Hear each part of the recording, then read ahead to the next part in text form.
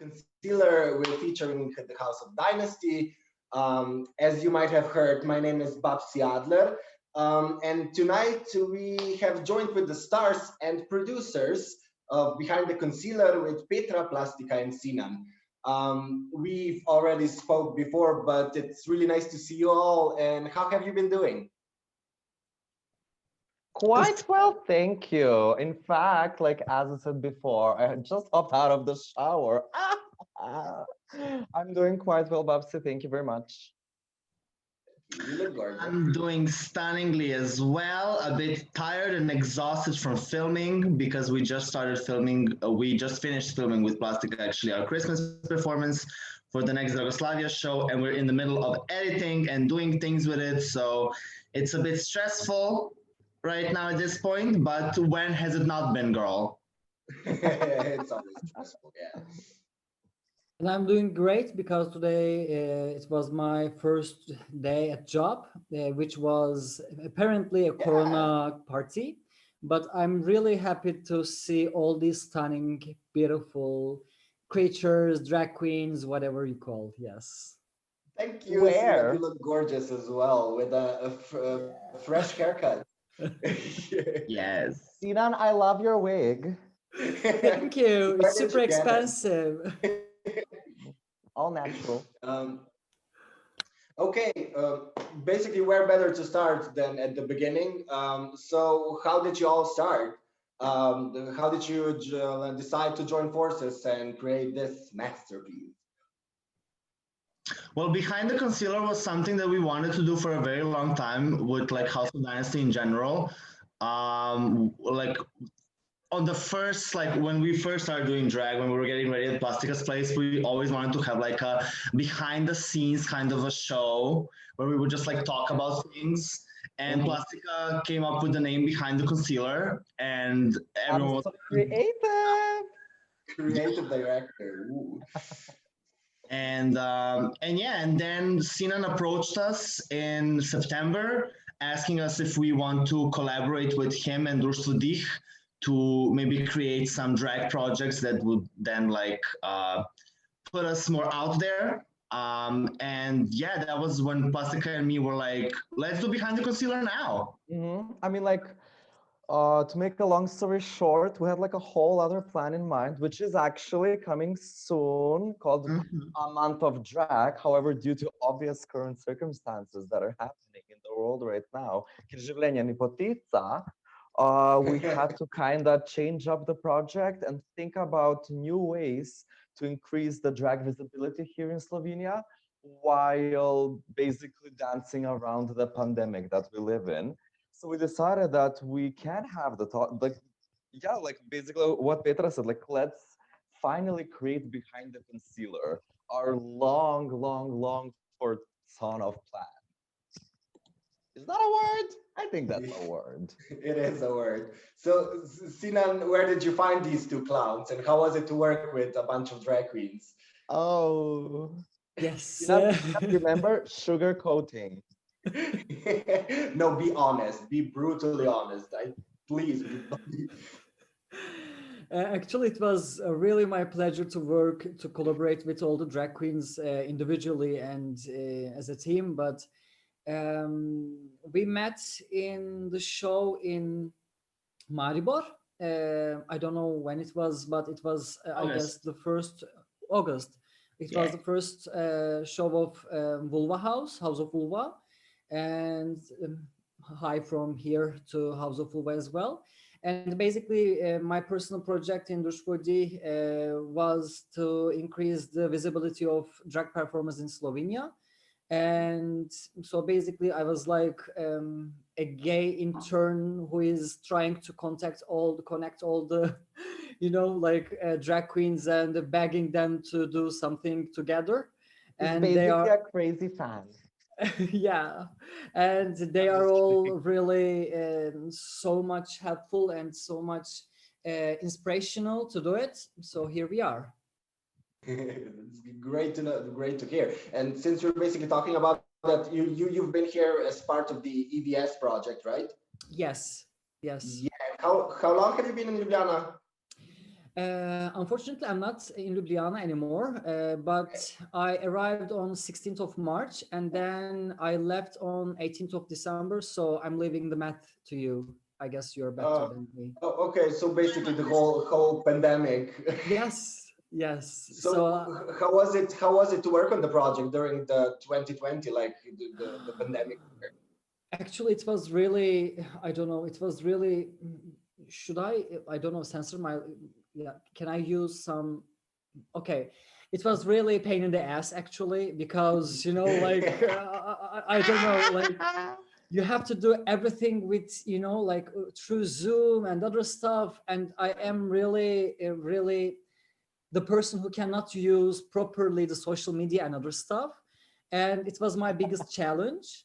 But like on the other hand, you know, like it forces you to do something different than, you know, that normally you should do. So yeah, but during 3 months that I was free in Ljubljana, that I could do anything that I want, we did our best actually. We had one show in Maribor, and then I guess that was the only event alive. But yeah, other than that, we had one interview with Vera Vulva and another drag performer from Turkey to interculturally explain everything. And that was the moment that I realized, oh my God, you know, even in Turkey, there are, the drag performers are more visible and more on the stage than Slovenia. So let's do something.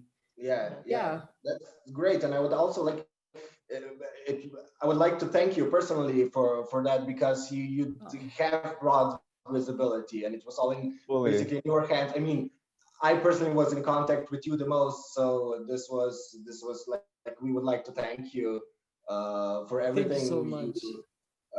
I hope we can work together someday, even if it's on Zoom or whatever. But yeah, it was a really great experience. Yeah, I'm gonna come up with an idea to exchange drag queens between Turkey and Slovenia. Let's see how it's gonna go. that would be amazing. I'm down. Yes. Yeah, I mean, like we already told Sinan this, but yeah, I would just like to reflect as well that like how much you actually did for the scene, because like yeah, like we were kind of like united and like we were doing things and projects together, but like during this pandemic you kind of really like brought us together, like forced us to work together, which also made us get closer to each other. Not just fully. ones that we were already in contact with, but like with queens that we weren't so much in contact with. So yeah, you really kind of like brought us together and made everything have made. I'm gonna get sentimental. I mean, not only that, but like what you like a huge contribution of your work towards our scene here in Slovenia, and like especially for the drag scene, was the fact that like you really introduce multiple channels where like people started sharing their drag. Like for example, there was podcasts. All of a sudden, there's podcasts.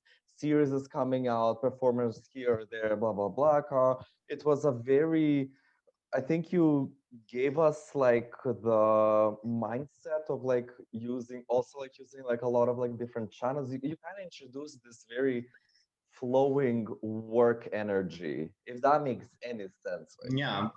And like to also like add on onto like using new material and stuff like that. Like that's what we're doing with Yugoslavia basically. And I would love to see more queens actually delve into this kind of like online performing, because I think that like performing live is one thing, right? And everyone's like, oh yeah, but like performing live is so much better. Sure, it has its advantages, but it has its disadvantages as well. And like also like online performing, like making videos, can also be a perfectly valid form of art. Hello, church. And yeah, it is a valid form of skill. art. It's completely valid. Yeah, it involves different skills. Like you're not maybe gonna be like dancing for 3 minutes actively or doing any choreo, but like you're gonna have like video editing, and that's also like all things that you can get creative with, which we are doing now with Behind the Concealer as well. Exactly. So like segueing back to the Behind the Concealer. Bring the wheel back.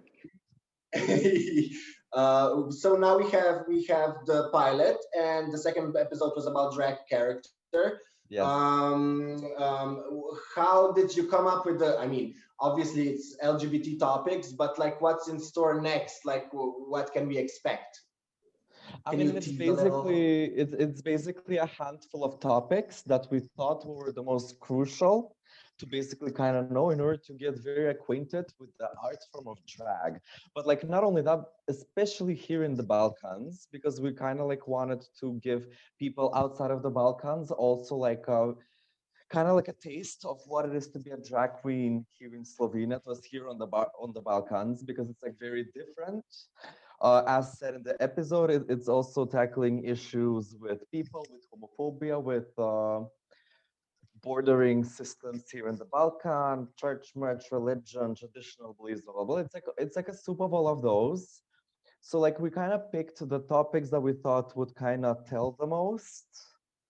And it's like you can basically expect things that connect to the visual aspects, such as like the looks, the costumes, the hair, the this and the that, the logistics overall, the planning parties, the nightlife, the how we work with organizations, how basically the logistics behind like organizing a show and like interacting with the audience, as well as like general shit eating, because we're drag queens and we want to spill tea on topics. Yeah, we really wanted to like show to the audience that like we really are poor and we really are making and doing drag out of nothing, out of literally nothing. We have no platforms, we have no networking. We don't have like a network of drag queens that's been here for like 15 years and they can like give us stuff.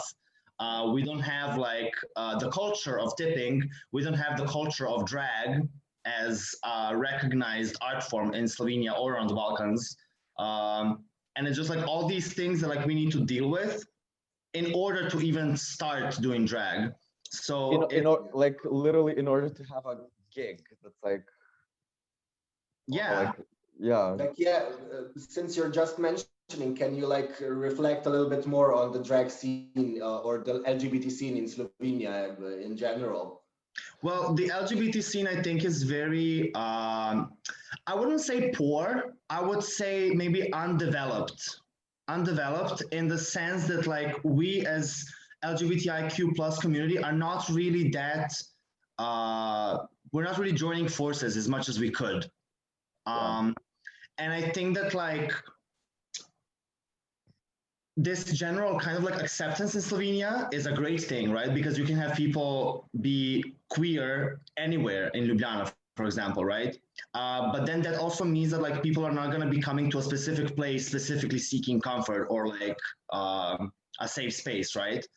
So it's kind of a double-edged sword where even like we would have like shows in Tiffany or like we would go to Metelkova just in drag and there wouldn't be so much people because all the other gays and lesbians and bisexuals and trans people and queer people are like all over the place. So we were kind of trying to like, when we started doing drag, we didn't see that much like gay culture in Ljubljana. And we were like, House of Dynasty, we were like, let's just do something. Change this up. Yeah. Like basically because like before us it was only you know what I mean, Babsi? And for me, it was only me. Yeah, like I can't even imagine. But yeah, you guys really started moving. Actually, like you also motivated me to do more drag, and obviously we started working together, and it was we made some amazing projects, some less amazing ones, but we always had fun. Like even if the show was just an afterthought, we had fun, we had drama every time. Like every time after the show, somebody would come and say, yeah, it was a little bit too long. And I was like, what do you mean too long? Why are you saying it was not long enough, honey? Yeah. There's also another thing, like the state of the queer scene, right? And the drag scene in Ljubljana and in Slovenia and on the Balkans. I think in general, like it's not being taken serious enough. So on one hand, you would have these people who give you this platform, invite you as a drag queen, and they're like here knowing that like drag queens are a staple in the queer community, and they're like, let's have drag queens in our club. And then at the same time, you're not getting like the artistic respect that you deserve, I would say, which is not a problem. Which is not a problem of like individuals. It's a problem of like the scene, right? Because there's just it's not this. The drag culture didn't exist before, right? And even now, it's still kind of like in the making. So I mean, it did exist. Let's just make that clear. It did exist. It was very different, very much pre-drag race, very different. Let's say that. Yeah. Sorry for the bad choice of words. No. Like, but we know what you mean. So it's not a problem. Like since we're talking about the LGBT queer scene, drag scene in Ljubljana, Sinan, could you tell us how it compares to back home? You mentioned it before a little bit. So how does it look in Turkey? Okay, I think it's going to be a bit deep conversation, but Turkey is much worse than Slovenia. So, like, to sum it up, yeah, you can always,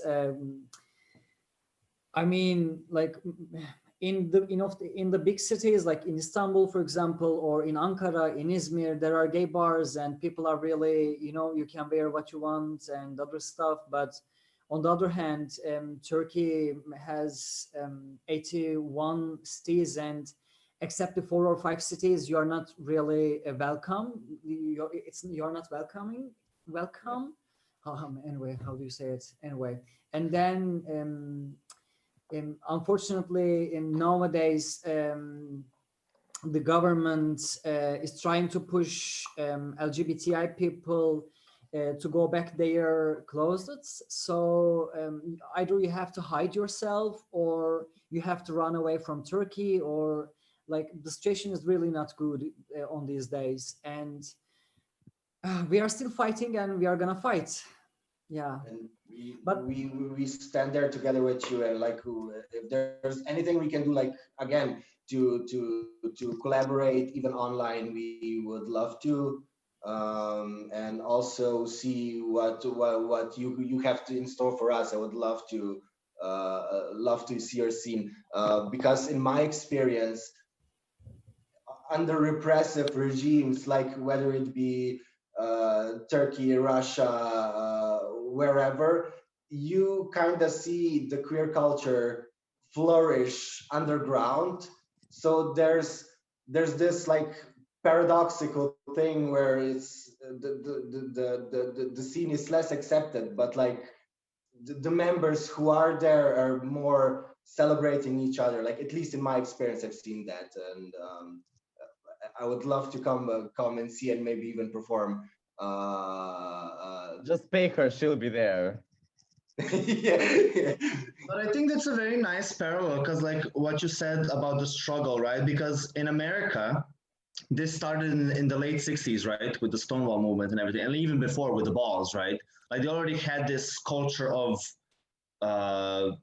uproars and protests, right? Fighting for LGBTQ plus rights. And because of that, like the scene and the culture was already so rich, even though it was just underground. And I feel like that's the same thing was kind of happening in Slovenia, like in the 90s. And like when the first Pride Parade happened, like I think the drag scene was very active back then. And then it kind of like stopped, and then it had like another mini wave. And like now it's again kind of like resurging while we're in this like very weird regime that we're living in right now. Regime. Yes. Regime. Režima dinastija. So yeah, I think like when there's struggle, when there's obstacles, I think that like that's when these underground types of art start to flourish, and like I think that's what's happening in Slovenia right now as well. Yeah, because like at one hand, like art is escape from whatever you're feeling on it. Like currently the world is a shit place, a shithole. And basically at the same time we started like, doing both Dragoslavia and doing like a lot of like online drag things, and it kind of provided people the comfort of doing it online and like at home and not in like the club, that's like a lot more nerve-wracking for people. It's not easy to kind of take that first step on the stage. So like at the end of the day, like I feel like I forgot what I wanted to say. Sorry, it's the face mask. At this point, I think my brain is starting to absorb it because it's been on for so long. In fact, Oh, finally busy. something. Your brain is thirsty. Am I healing? Am I finally healing? I think so. I'm just kidding. Um, but yeah, yeah, this was a little bit more of a heavier topic, but I think it's very important that we speak as much as we can about the different scenes around the world, so we can connect and power through this together, like not just 2020, but all the homophobia that's around Of course. the world. Yeah. Maybe I can add just one thing, if that's Sure. possible. Okay, even in and maybe just to combine two information that I gave. Like, yeah, in Turkey, drag scene is more visible than Slovenia, and in Turkey, LGBTI situation is way worse than Slovenia. So apparently, there is a chance in Slovenia to support all the drag queens, all NGOs, all clubs, and all the individuals, great individuals. Please support your local queens, because there is a possibility. At least it is really easy to do it. It's in your country, and in my country, we are already doing it. So yeah, please do it. Tell them, Sinan. Tell them all. Hit him. Yeah, on that note, like also like 2020 has thrown a bunch of challenges at us. Like, what were your guys' challenges, like with drag and the pandemic? How did you cope with it? For me personally, it was having to cope with the lack of stage presence and basically interacting with fans and the audience, because like we can do like drag at home, you know what I mean? Like, and like ironically enough, ever since the pandemic, like at least my drag personally escalated a lot. Like I learned a lot of new things with that. But like what I really miss is being on stage. I miss performing, because like that's when you really get those emotions out. You know what I mean? And at the same time, I really miss talking to our fans. I miss talking to our audience. I miss talking to people. I miss interacting with people in drag. And basically, it's just like that part of the equation is missing for me. Yeah. So wear your masks. When it's time to get vaccinated, go get vaccinated. So that Work on that vaccine. yeah, so we can all have a lovely time in the clubs and you can see all of us perform. For me personally, like throughout this year, the biggest obstacle was my depression, which got real bad this year for obvious reasons.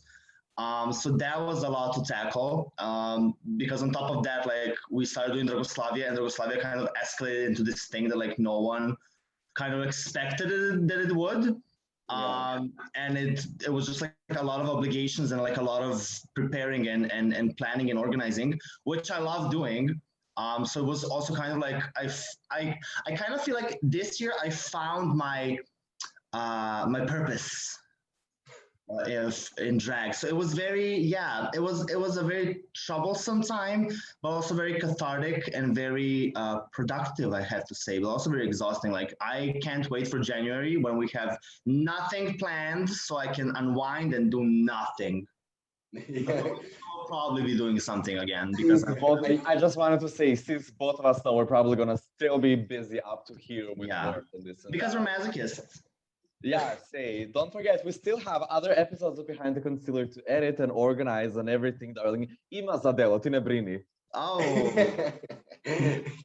Well, yeah, like you, Petra, you mentioned depression. Like I think mental health is also a very important topic to talk about, like right now.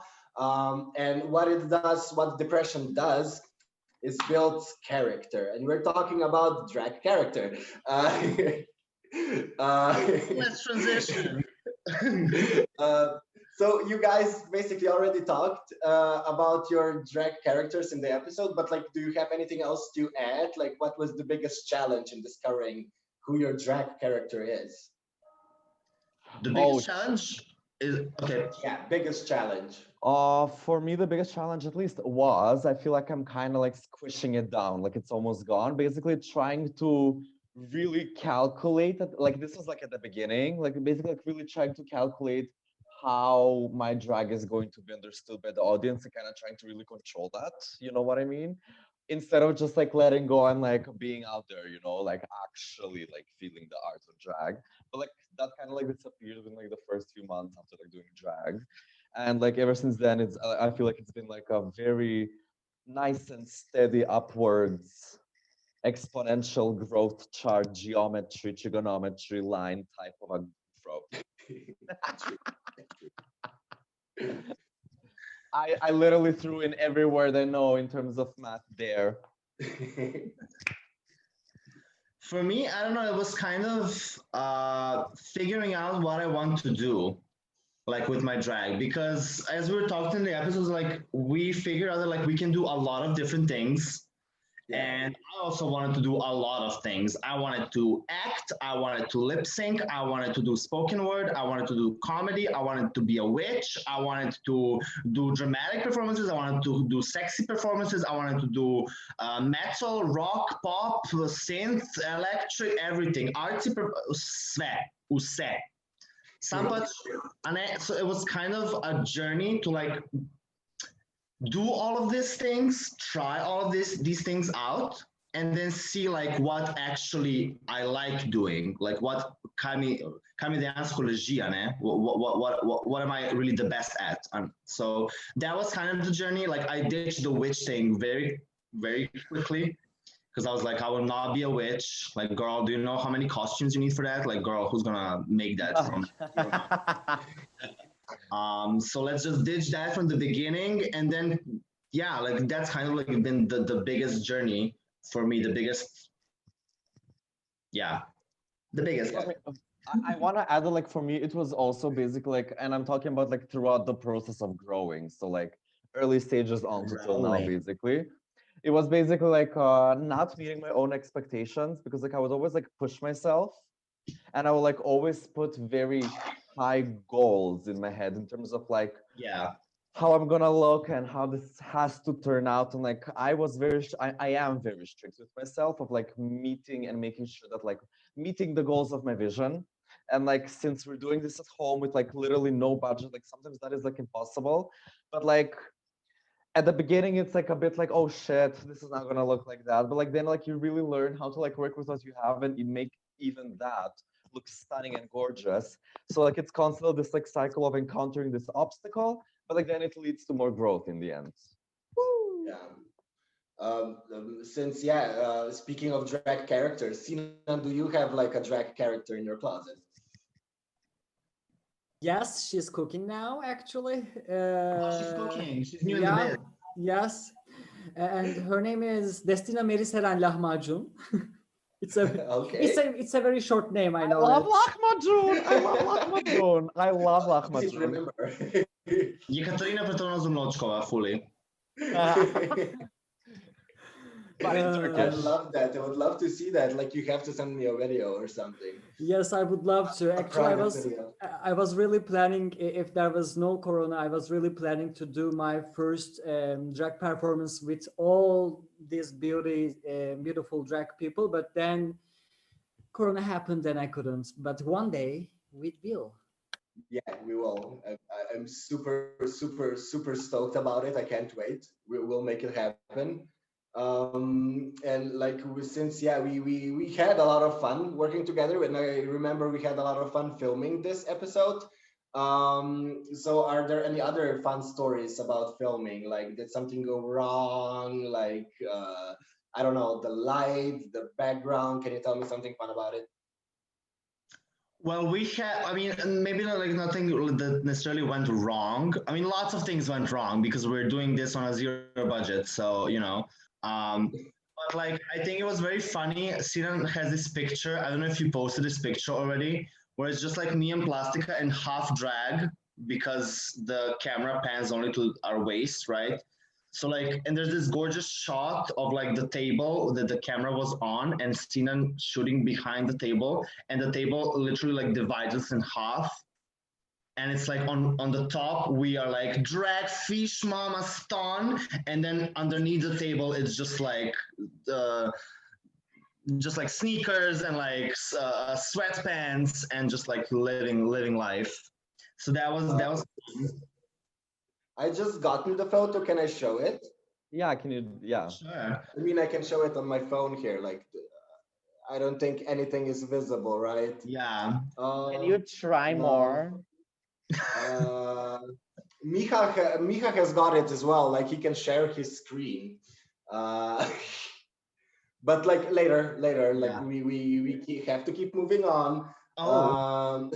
No, we're not under pressure. I'm just joking. Is there more questions? I love Can- questions. There's more questions. There's actually one more question from me. But then we're gonna see like if the audience have some follow-up questions for you guys. But yeah, I really wanted to ask: is there going to be a season 2?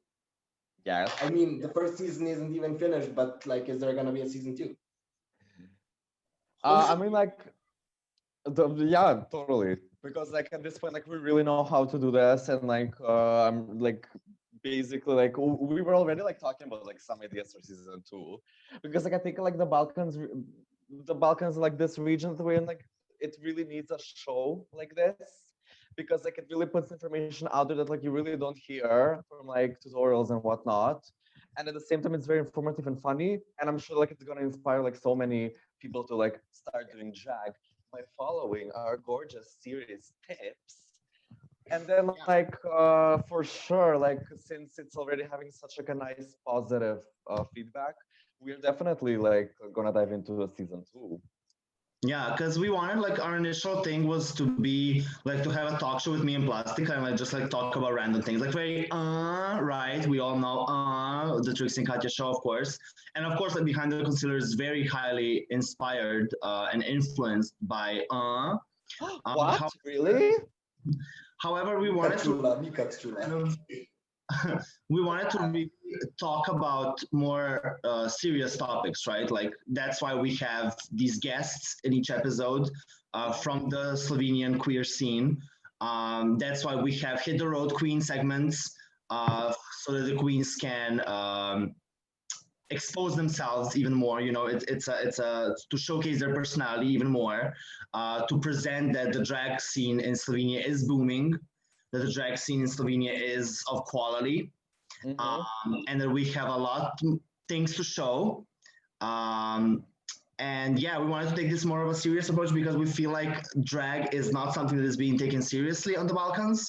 And we wanted to make that change. We wanted to not just have a talk show where we're just going to talk about whatever, because we already have those kind of shows. We have House of Flamingo has their own show, obviously, Nečem Bielom, where they just like talk about whatever. And we felt like it's more important to just actually this is no shade because we stand entertainment projects, you know, to begin with, but something that is just a bit more substantial, something that gives a bit more insight into our struggles on the Balkans in Slovenia, and yeah, to give the opportunity for drag on the Balkans to be the menace that it can become. Also, it's kind of like a very smart way to connect with your audience a bit more if you really show them like into like this intima of drag, of like the backstage. Like I feel like which you're doing now. Yeah, basically. Like I just like really, I think that like this is really gonna like show people how hard this is, how poor we are, like zero budget we are, and also at the same time kind of like make them feel like they're our best friends. That should buy us. Yeah. Well, because the audience is our best friends. Like we do this for the audience, right? Like we do this for the people. Yeah. We do this so that people are entertained. And I think it's a shame because I feel like a lot of people, especially like when I would meet, when we would have shows in Tiffany, like a lot of people would come up to me after the show and they would be like, "Oh, this is great! Like I didn't know you were having drag shows." Yeah, and I was like, exactly. Yeah, no, like you don't know that like this is happening in Slovenia, in your hometown where you live, and you watch every season of Drag Race, and you watch every season of Drag Race, America, UK, Thailand, Germany, Spain, Australia, and everything. But you didn't know that like there's literally a drag performance happening right now on like right next door. You know what I mean? Like literally in your bathroom. Literally. I have a There's Plastiko. a party in your pants and you're invited. Plastika's new single. Oh, no nails. I was gonna say no nails, bitch. No, yes, they are. It's a Balkan nail. Oh, well, that's another thing. Like when people are like, oh, she didn't even wear nails, she didn't even wear a wig, she didn't even wear, I don't know, a corset. And I'm like, bitch, tip me. So I will. Yeah. Well, even if they tip me, if I don't feel like wearing a corset, I won't. Because like, at the end of the day, point being taken, it's fully like down to our choice. And like, can we just like love every drag at the end of the day? 'Cause, like, even if someone is wearing like the shittiest wig ever, like go up to them, like tell them, like, oh, bitch, you look stunning. Yeah. I would also like wearing a wig. No, but like, Girl, you look stunning. Like, I would like to promote kindness in 2020, in the decade of 2020. Like, let's just all try to be more kind towards each other and more supportive. Because I feel like it's time to do that. Like, I think it's time to be united and do things together and collaborate and cooperate rather than just like all of us being in our own bubbles and, you know, we're stronger together. Sisters. Okay, so yeah, like I ran out of questions, honestly, but we can kiki, and also if there are any questions from the audience, like you can just unmute yourself or write it in the chat, however you want. And I already see there is one question from Jay to everyone. Month of Drag, when is that? Well, month of drag. Okay, so this is a project that's gonna be coming next year. Hopefully, if Corona allows us. That's why I'm saying wear your masks. When it's time to get vaccinated, go get vaccinated so that we can have this amazing project actually come to life. I am not able to say any more details about it. I'm not under a contract. I'm just keeping it mysterious. Yes. So yeah, stay tuned. Next year, hopefully in the first half of the year. There you go. I would love to see it. I mean, that sounded shady. I didn't mean it. No. Fun thing about this project is like this was supposed to be our initial project with Društva DIH that we planned on doing. And like, I'm not gonna say anything more about it because like, you know, let's keep it a surprise. You guys are gonna love it one way or another. And like, this was supposed to be the initial project that me and Petra had planned with Društva DIH. And that kind of like had to be postponed for obvious reasons because of like Corona until like next year. And yeah, it's coming soon, you guys. Oh yeah. We have another questions from Jay again. Do you think video shows will keep going strong after Corona ends and live performances will come back? Well, I would hope so, because like I said before, like video performances is something completely different from a live performance, right? Yeah, it requires different skills, it requires different mindset and different artistic expression. And I think you can express very different things with a video performance that you can in a live performance and vice versa. Because like when it comes to like when we're talking about like live performances, you're basically bounded by like the stage and you're like facing the audience and like that's basically it. And like while that has like room for like a lot of like potential online audiences, like online videos, like in video performances at the same time, they really kind of like give you the option of post-productia and basically experimenting with things that you cannot do in person because it's like technically not possible, you know what I mean? Like there can't be two of me on stage at the same time. I wish. But like then again, like you can kind of like reach this like other artistic spheres through video performances with the use of like post-productia, which I think it's amazing because like it really allows people to practice tapping into deeper zones of their creativity. Yeah. Fully. And like you said, like for live performing, it's very like emotional, right? This like emotional kind of connection with the audience and with the song. Yeah. But then again, like when it comes to video performing, like video drag performances, whatever how you want to call them, it's kind of like creating a music video. And haven't we all had this like insane dreams, like when we were kids, like for a song that you love and it doesn't have a music video, and you're like, oh, I would do this at that moment, and then I would do that, and then I'll have this shot. Literally me on the bus every day. And that's literally the same like drag performing live, right? Like you want to be this pop star, you want to have this kind of a performance, you want to do this kind of a move on stage. And it's the same in the video form, only like this is a music video. And it requires the same amount of creativity, only different skill sets, right? So I would hope that the live Dragoslavia is definitely not going anywhere. So it's definitely going to be still happening, no matter if Corona stops or not. Because I feel like we discovered something really nice with Dragoslavia, and like in general with like video performing. I would love to recommend to all of you who haven't seen it already, Untitled World. The huge project that Untitled Queen from New York did, connecting 47 countries worldwide and performance from 47 countries. Plastiko was also she was representing Slovenia at the show. And I think like we have discovered a new era of drag, a new form of doing drag. And yeah, basically the future. We basically invented the wheel. Reinvented the wheel. Because at the end of the day, like this is da Babsi? Sorry to interrupt you, but I don't want to be rude, but I just got the notice that Sinan has to be leaving us soon. I would like to thank you that you came tonight, that you offered us your time, and again, thank you for everything you've done for us. And again, I hope we can work again together soon. We will. I'm working on it. Yay! Yes, it was my pleasure, actually. Thank you. Sinan, darling, good luck on your new job. Thank you. I really hope, I hope it's like bearable. I hope it's good. I hope you have a nice time. I hope they treat you well, and I hope everything goes well. I hope. Yes, I wish. Love you, Sinan, so much. Sorry? Love you so much. I love you too, really, and I really wish everything for you the best. And I know that you're gonna keep really hard to make it, and then you're gonna make it.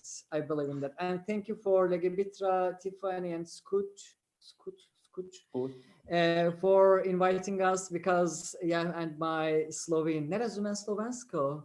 Oh, welcome to my world. Thank you for inviting us, because it really means a lot to me, and thank you for providing us with this stage to explain ourselves. And I'm leaving the stage, so thank you so much. Thank you. Away. Bye. Okay, so we're also basically. Do you have anything else to say? Anything else to plug? Do you want to mention anything? Yes. Episode lock. Plastika question. Make sure to watch Dragoslavia. Petra, when's Dragoslavia?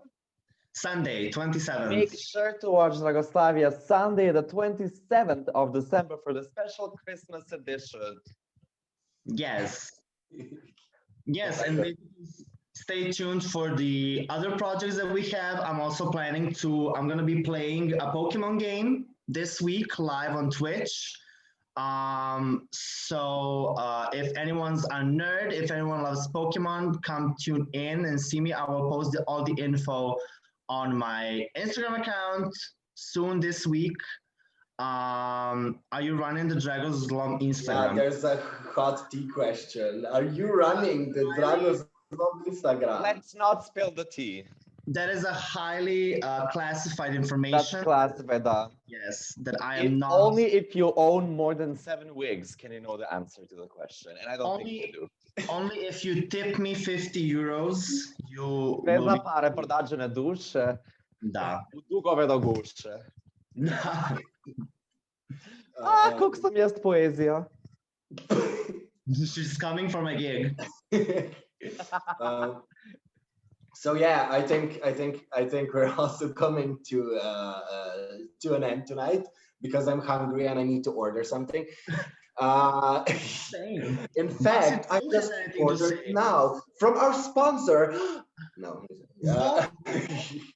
Anna, if anybody out there wants to sponsor us, just like know for Behind the Concealer and season 2 especially, product placement is very possible and encouraged. We're gonna love every product. We're gonna sell every product. In fact, if you give me dog shit in a jar, I will sell it. So please, sponsor. She will eat it.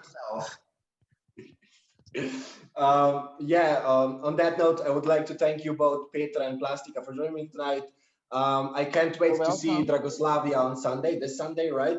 And also it was a pleasure being on your show and watching your show. It's amazing, and I hope to see the next episode soon. Yeah, me too. Yes, the next episode will actually go out in like a week or something, so stay tuned.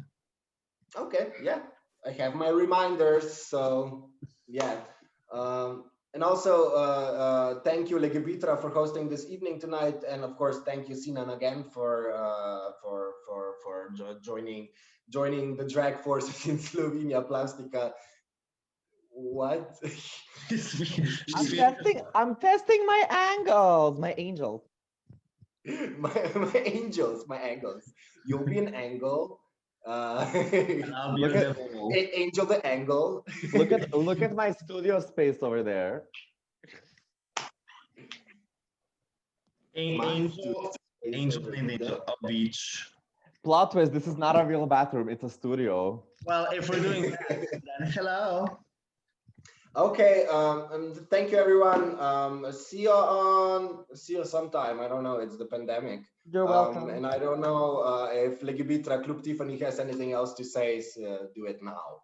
I'm leaving. Yeah, I would just like to say thank you to Legibitra and to everyone on the initiative. Thank you, Babsi, for hosting. It was lovely. Thank you for all the support that you're showing us. It means the world to us because we're working very, very hard